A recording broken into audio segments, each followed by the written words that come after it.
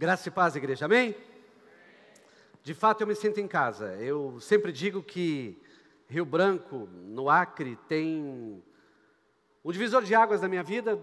Conheci pastor Marquinhos, pastora Ana em São Paulo, e eu jamais vou deixar de honrar passagens que Deus me permitiu viver para que eu pudesse estar onde eu estou. Eu fazia parte ainda do Instituto Destiny, do pastor Tiago Brunet.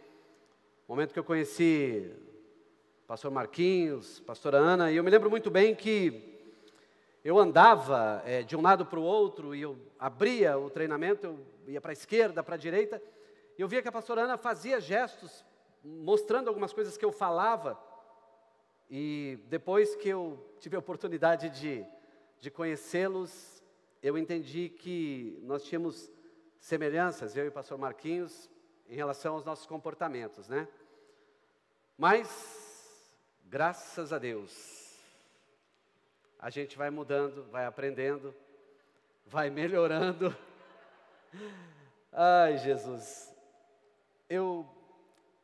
O ano de 2021, para mim, terminou cheio de movimento, cheio. Talvez foi o ano que mais eu me ocupei, que mais eu fiz coisas, que mais eu viajei, que mais eu estudei, que mais eu escrevi, que mais eu me dediquei às coisas que eu amo fazer, que é desenvolvimento humano.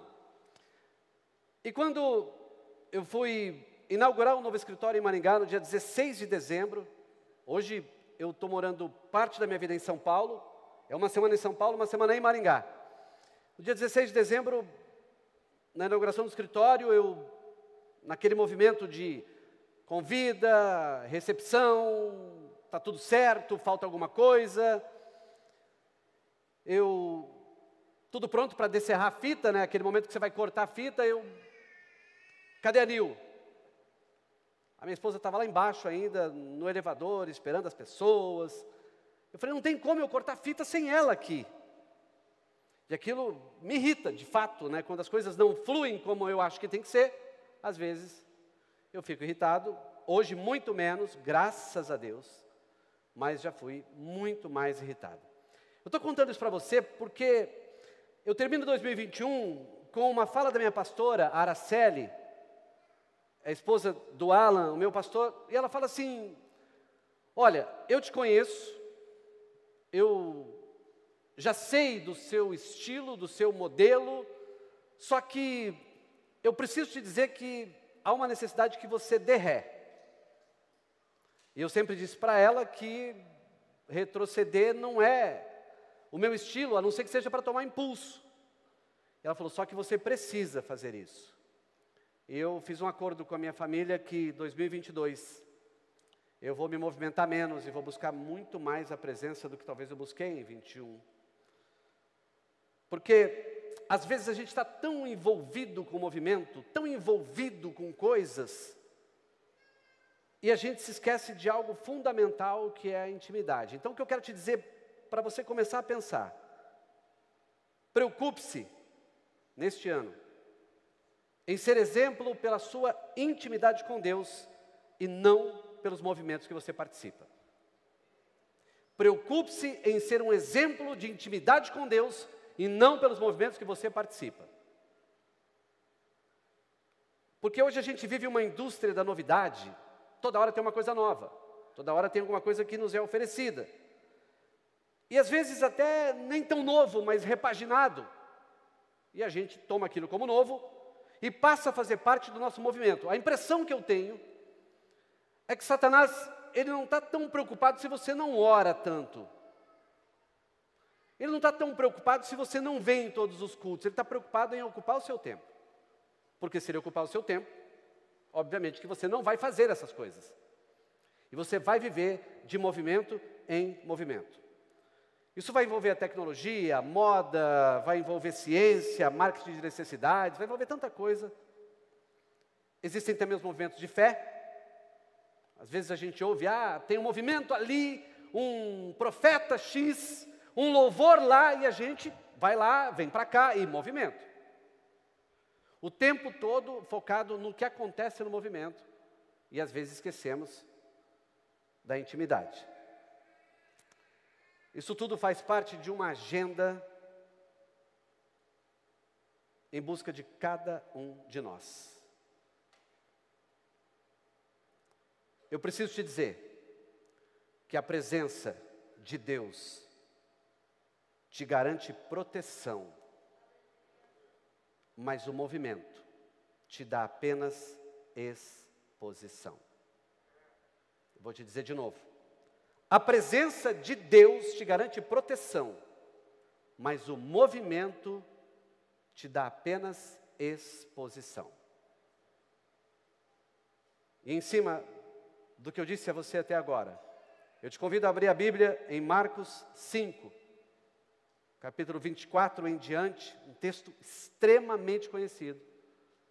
E nós vamos meditar nessa palavra e aprendermos um pouco sobre movimento e presença. Até porque nós estamos em passos de fé. E se estamos em passos de fé, nós precisamos estar focados na presença e nem sempre no movimento. O texto diz assim, Marcos 5, 24 em diante. Começa de uma maneira até que termina um outro texto. Diz assim, ó, Jesus foi com ele. Depois eu explico essa parte. Uma grande multidão seguia e o comprimia. E ali estava certa mulher que havia 12 anos vinha sofrendo de hemorragia. Ela padecera muito, sob o cuidado de vários médicos, e gastara tudo o que tinha, mas em vez de melhorar, piorava.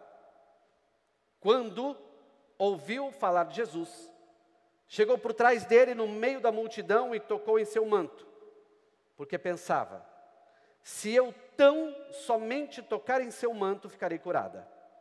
Imediatamente, cessou sua hemorragia e ela sentiu seu corpo que estava livre do seu sofrimento.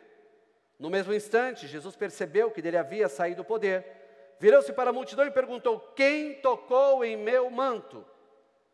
Responderam os seus discípulos, vês a multidão aglomerada ao teu redor e ainda perguntas, quem tocou em mim? Mas Jesus continuou olhando ao seu redor para ver quem tinha feito aquilo. Então a mulher, sabendo o que lhe tinha acontecido, aproximou-se, prostrou-se aos seus pés, e tremendo de medo, contou-lhe toda a verdade. Então ele lhe disse, filha, a sua fé a curou. Vá em paz e fique livre do seu sofrimento. Senhor, nós te damos graças por esta palavra, te louvamos porque ela é o instrumento mais vivo da tua presença que temos nas nossas mãos. Fala conosco nessa noite, em nome de Jesus. Antes dessa passagem, se você voltar um pouquinho em Marcos, lá no capítulo 1, do verso 29 em diante, não precisa abrir, nós vamos ver que houve a cura da sogra de Pedro. A sinagoga que Jesus estava era do lado da casa da sogra de Pedro, então Jesus, por onde passava, havia um grande movimento, pessoas que seguiam, pessoas que queriam tocar, pessoas que queriam ver, pessoas que queriam assistir, era natural. Então, essa passagem, ela antecede tantos outros acontecimentos de Jesus, não começa exatamente nesse da cura da sogra de Pedro, começa quando Jesus expulsa um demônio em Cafarnaum. O texto diz que, em Marcos 1, 23, 25, diz assim, ó, justo naquele momento, na sinagoga, um homem possesso de um espírito imundo gritou, o que queres conosco, Jesus de Nazaré? Vieste para nos destruir? Sei quem tu és, o Santo de Deus. Cale-se e saia dele, repreendeu Jesus. Então você vê que Jesus era seguido por multidões, Jesus era um agente de milagres, e os discípulos iam vendo isso. Jesus, certamente, quando expulsa esse demônio, os discípulos estavam próximos. Quando ele cura a sogra de Pedro, os discípulos presenciaram. O texto diz que, logo que saíram da sinagoga, em Marcos 1, 29 a 31, foram com Tiago e João à casa de Simão e André. A sogra de Simão estava de cama, com febre, e falaram a respeito dela a Jesus. Então ele se aproximou dela, tomou-a pela mão e ajudou a levantar-se. A febre a deixou e ela começou a servi-los. Ambiente de milagres, ambientes de exercício de fé, ambientes de grande movimento também. Eu estou dando todo esse cenário para você entender que havia um movimento por onde Jesus passava. Havia gente que seguia, gente que esperava, gente que tinha expectativa, gente que tinha esperança, natural. E a gente vê também que Jesus foi realizando outras curas, foi expulsando outros demônios. Você vê em Marcos 1, 32, 34. Ao anoitecer, depois do pôr do sol, o povo levou a Jesus todos os doentes e os endemoniados. Toda a cidade se reuniu à porta da casa e Jesus curou muitos que sofriam de várias doenças.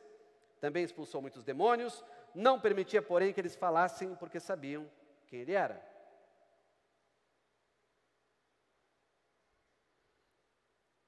Há movimento onde Jesus está, isso é maravilhoso. Mas como eu disse a você no começo, é muito mais importante que você tenha intimidade do que seja um participante do movimento. A gente segue e vê, durante o Evangelho de Marcos e os outros também, várias ações de Jesus. Cura de leproso, tem o paralítico que é descido pelo telhado, tem o homem da mão ressequida, que também há um milagre. Jesus vai contando parábolas desse tempo todo, a do semeador, da candeia, da semente, do grão de mostarda.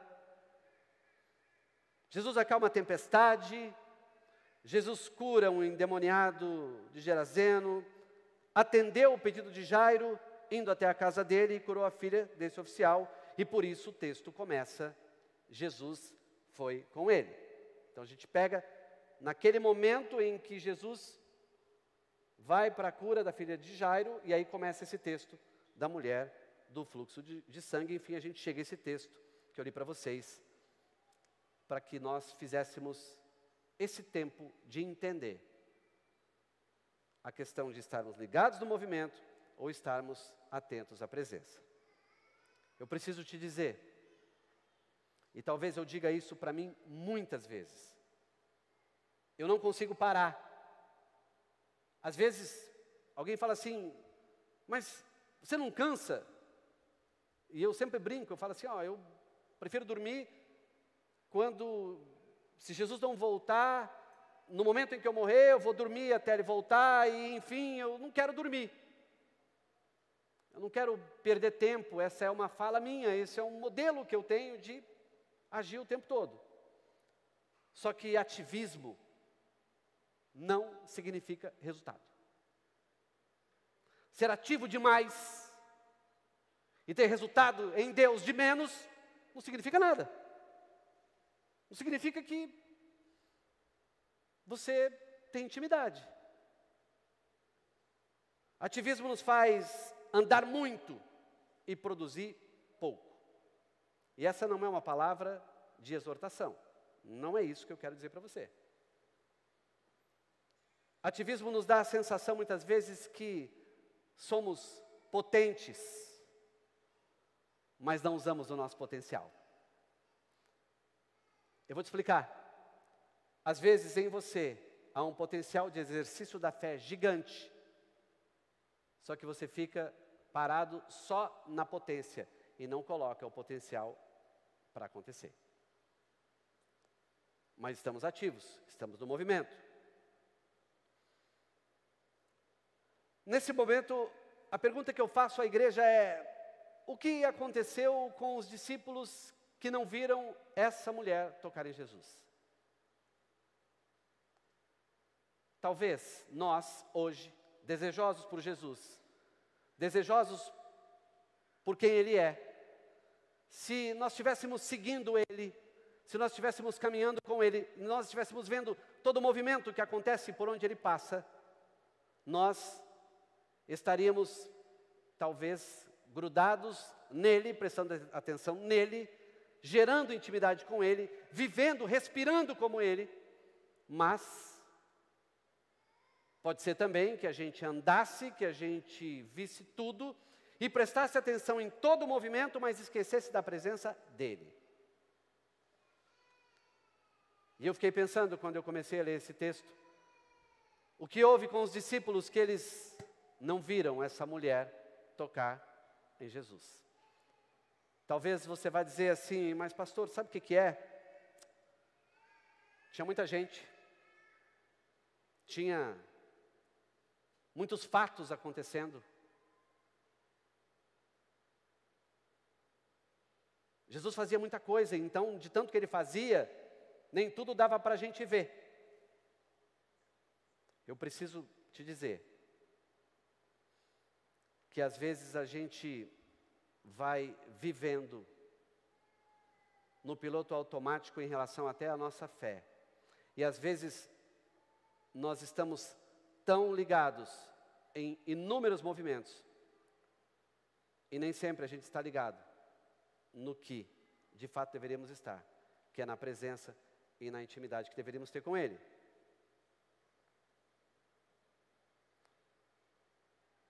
O que havia de diferente, o que havia de excepcional na mulher do fluxo de sangue que não houve nos discípulos? O que fez com que os discípulos não percebessem essa mulher tocar em Jesus? E talvez a melhor reflexão que eu possa trazer para você é o que a gente vai falar a partir de agora. Que é entender o que fez esta mulher ter um foco tão grande numa única passagem de Jesus e que os discípulos não perceberam e que talvez nós também no dia a dia não percebamos, porque os movimentos nos ocupam, mas não nos aproximam de Deus. Os meus melhores momentos com Cristo não foram, muitas vezes, em ambientes lotados, em ambientes onde havia um louvor maravilhoso, e eu não estou dizendo que isso não contribui. Se Deus habita no meio dos louvores, ali haverá cura, ali haverá presença, ali haverá também formas de me conectar com Cristo. Mas os melhores momentos que eu tive com o Senhor não foram nos grandes movimentos. As experiências que eu tive foram em choro, foram no chuveiro, foram as vezes que eu passei um semáforo sem saber como passei. E depois que eu passei, eu pensei, Senhor, eu passei aquele semáforo e não sei como eu passei por lá. Mas eu sabia que, de certa maneira, ou de toda maneira, não de certa, Jesus é que me guardou naquele momento. Porque naquele momento eu buscava a intimidade e não o que acontecia à volta. Mas eu sei que o movimento nos atrai. O movimento nos faz nos sentirmos bem. Só que às vezes, movimento sem intimidade nos anestesia. Nos faz pensar que está bom. Mas se a gente quer realmente viver em passos de fé, se a gente quer experimentar algo sobrenatural de Deus, nós precisamos entender que a intimidade é muito maior do que o movimento que a gente faz para as pessoas verem. Sabe quando efetivamente Deus começa a me usar de alguma maneira em algum lugar? Quando todo o movimento acaba e que eu entro na minha casa e eu sou pastor lá. E quando eu vou ministrar numa denominação na minha cidade, de um presidente da ordem dos pastores, a minha esposa sobe e fala: quem vai ministrar não é o homem que vocês viram em algum momento em vídeo, ou em algum treinamento, ou em alguma empresa, mas é o pastor da nossa casa. E aí começa realmente a presença e acaba o movimento.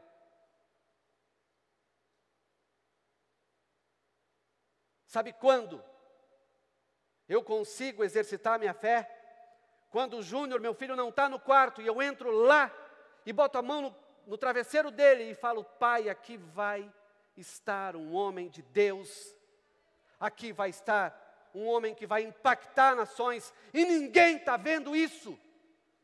Ninguém está vendo o que eu estou fazendo, ele não está vendo, não tem movimento, tem fé, tem intimidade. É diferente de quando eu estou fazendo alguma coisa, e que está todo mundo me vendo com a mão levantada, ou que eu faço um post. É legal, a gente precisa disso. Mas as minhas melhores experiências é quando eu entro no quarto que a Nil não está. E eles não sabem disso. Talvez a Nil saiba porque ela está agora online, mas ela não sabe que eu entro no quarto, antes dela chegar, coloco a mão no travesseiro e falo: aqui está uma mulher sábia que edifica a nossa casa e que é um equilíbrio para os meus momentos mais difíceis. Mulher usada por Deus.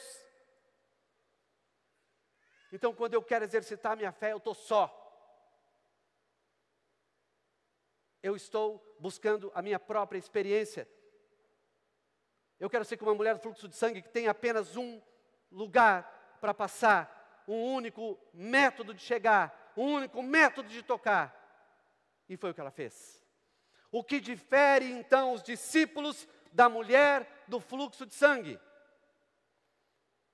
O que fez com que eles não vissem e o que fez com que Deus, por meio de Jesus, curasse essa mulher. É isso que eu quero dividir com vocês. A primeira coisa que eu aprendo com essa mulher é que ela tinha uma única alternativa. E o problema nosso é que a gente tem várias e não tem a principal. A gente vive num mundo que a gente fala assim: eu tenho prioridades. S. Você não deveria ter prioridades, você deveria ter prioridade. Porque se você tiver prioridade, as prioridades serão acrescidas na sua vida, pois você estará: pois buscai primeiro o reino de Deus e a sua justiça, e as demais coisas lhe seriam acrescentadas.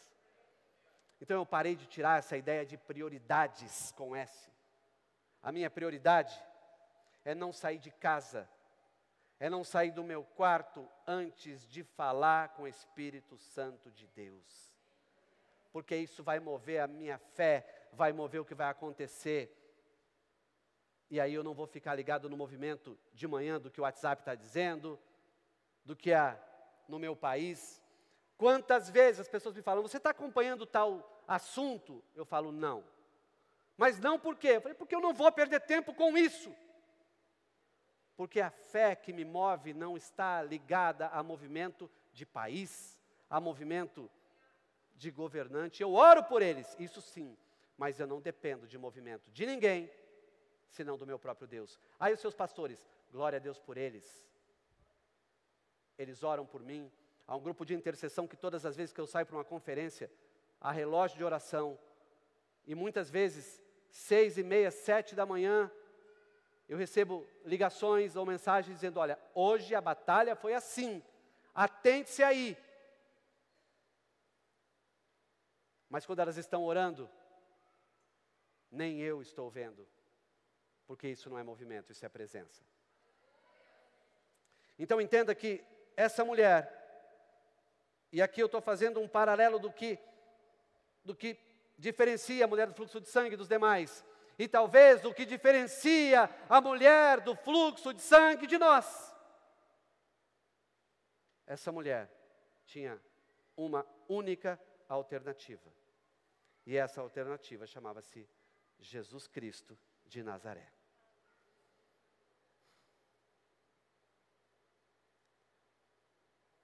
Recentemente, o meu sobrinho passou por um leito de morte, numa UTI. E eu viajando como um doido o país todo, mas naquela semana e na outra eu estava em Maringá e não viajei. Todo o movimento que acontecia era para saber o que os médicos falavam, era para saber se o pulmão funcionava, era para saber se havia uma recuperação. E eu me preocupava em ser apenas um instrumento de colocar a mão num dos pulmões para esperar a cura. Quando começou aquele pulmão, veio a outra e aí vai.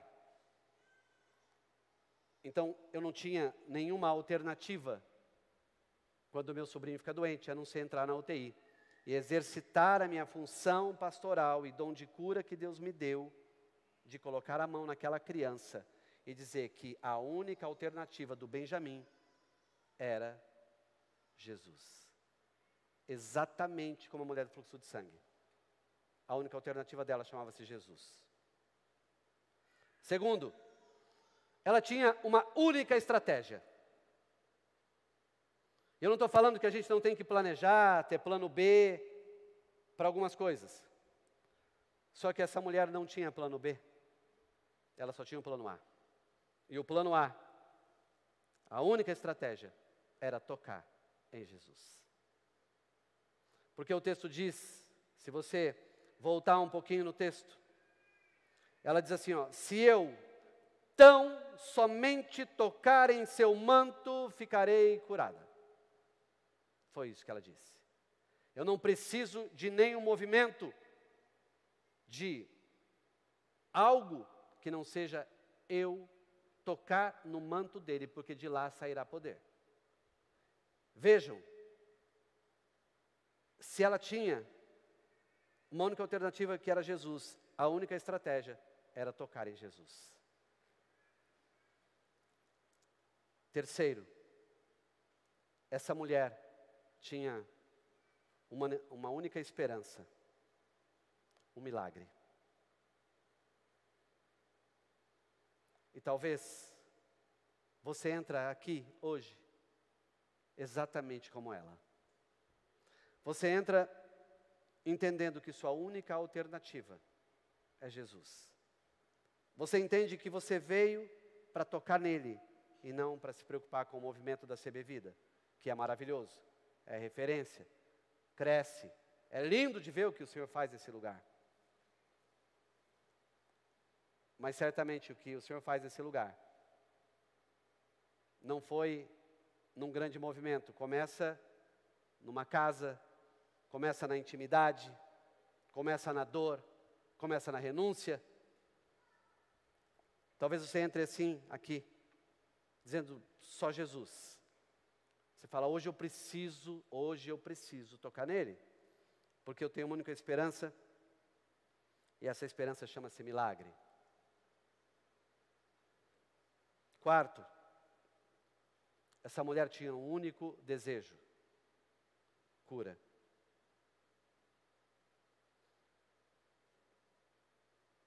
Eu volto a falar de prioridades e prioridade. Essa mulher não precisava de mais nada a não ser da cura. Às vezes nós estamos tão desejosos por tanta coisa e nós não temos sequer foco para dizer o que a gente quer. Na hora de exercitar a nossa fé, a gente não sabe nem o que pedir muitas vezes. Essa mulher tinha um único coração. Não é o físico que eu estou falando. Era um coração de temor a Deus. O que aconteceu então com os discípulos? Eles eram opostos a ela. Eles não tinham a presença e só estavam preocupados com o movimento. Eu fiz essa analogia só para você entender que muitas vezes a gente está caminhando tão perto de Jesus, tão perto, e não tem intimidade para tocar no manto. A gente está caminhando tão grudado nele, mas a gente não tem a expectativa de um milagre. Ou tem a expectativa, mas não tem a fé. Às vezes a gente está tão perto de Jesus, mas nos perdemos quando há um movimento.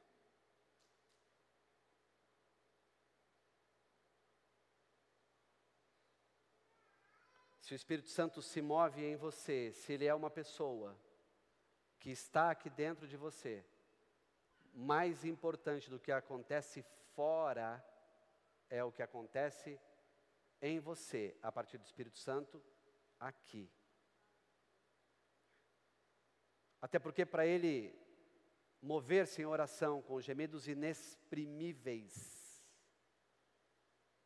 Ele não fará isso no movimento. Ele fará isso quando você estiver na presença. Eu te convido a pensar nessa noite, em mais uma noite que você vem para passos de fé. Você veio nos outros todos em busca de um movimento ou em busca da presença? Porque se você veio no movimento, você está perdendo o que é mais importante, que é a intimidade e a presença.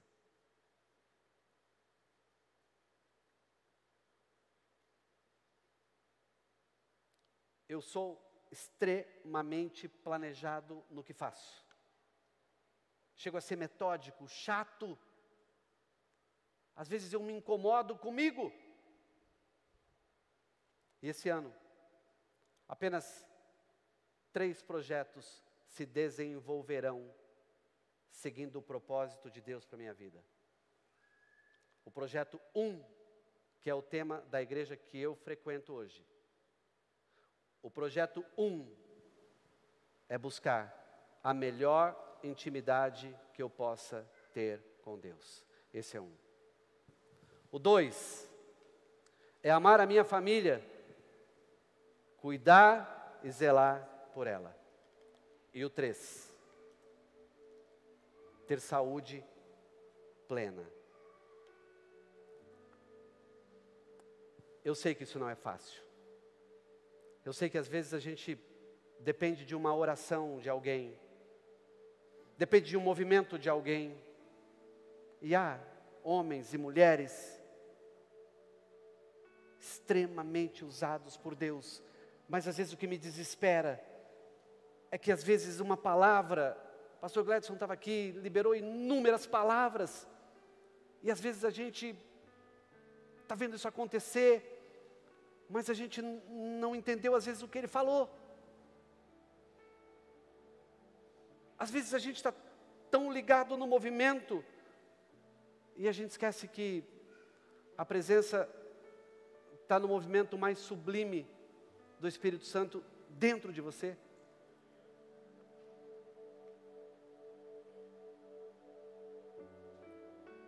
Eu tenho certeza que quanto mais você se preocupar com a intimidade, quanto mais você se preocupar com a presença, menos você será tomado pelo movimento. Quanto mais você estiver ligado na ação do Espírito Santo de Deus e no mover dele para a sua vida, menos você vai depender de movimento.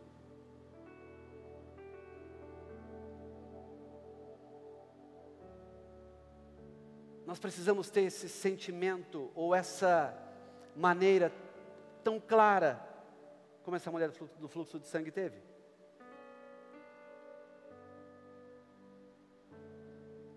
Ela não se preocupou se alguém trombaria com ela no meio do caminho, se alguém diria, você é uma mulher, você não pode estar no nosso meio, porque nesse período era assim.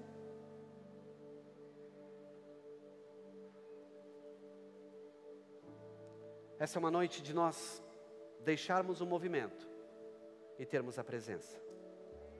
Essa é uma noite da gente entender que tudo que é feito é por meio dele, por ele e para ele.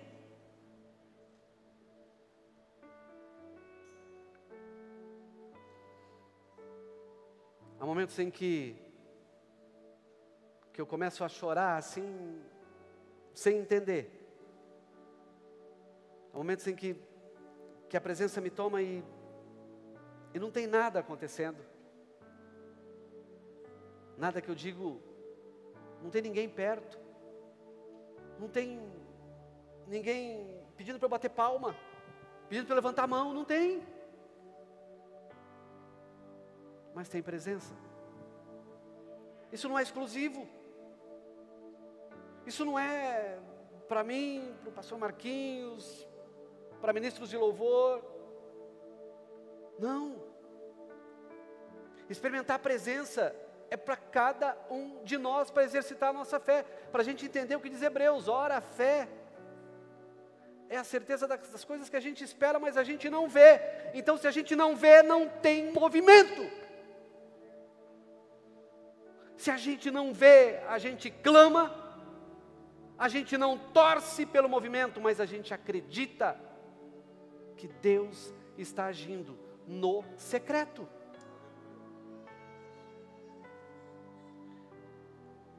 Esses dias aqui mesmo em Rio Branco, eu fui tomar banho, e eu falei, hoje eu podia ter feito isso, hoje eu podia ter falado isso, hoje eu podia ter tocado nisso, hoje eu podia ter... Deus falou assim, ei, o que você está falando? O que você está falando? Eu falei, eu estou falando que eu queria ter feito mais coisas. Ele falou assim, pois é. Talvez se você dissesse assim, hoje eu poderia ter orado mais, hoje eu poderia ter me dedicado mais à sua palavra, hoje eu poderia ter mais fé, fosse melhor do que eu pegasse o que eu não fiz e dissesse, eu podia ter feito isso, podia ter feito aquilo, podia ter tocado nisso, podia ter tocado naquilo. Não.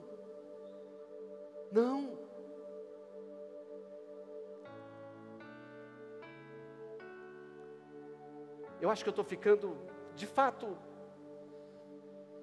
talvez assim, mais simples com as coisas. Sabe o que me enche os olhos hoje? É quando eu me afasto alguns passos da minha esposa assim e deixo ela andar à frente. E eu vejo o movimento do Júnior, ele vem e pega na mão da mãe dele.